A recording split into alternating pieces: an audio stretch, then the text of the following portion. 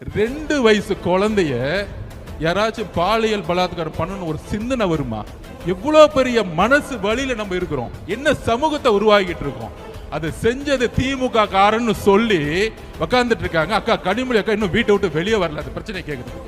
அதுக்கப்புறம் உதயநிதி அவர்கள் வரல, முதலமைச்சர் ஸ்டாலின் அவர்கள் அது பத்தியே பேசல.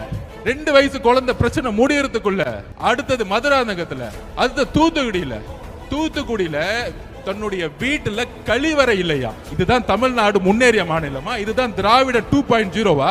ஒரு கழிவறை இல்லாத ஒரு கிராமத்தை உருவாக்கிய ஒரு முட்டாள் முதலமைச்சர். இதுக்கு மேல சொல்றதுக்கு கோபமான வார்த்தைகள் எனக்கு இல்ல கிடையாது. இதுக்கு மேல ஒரு முதலமைச்சர் இதை பத்தி பேச கொடுக்க வாய் வரலன்னா ஒரு பெண் குழந்தையை பெத்து வச்சிருக்காரு.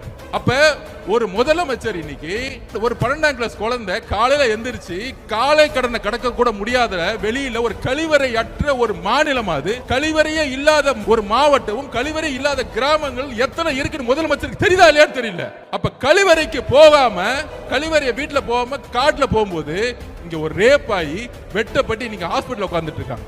இதுவா தமிழ்நாடு? இதுவா பெண் பாதுகாப்பு?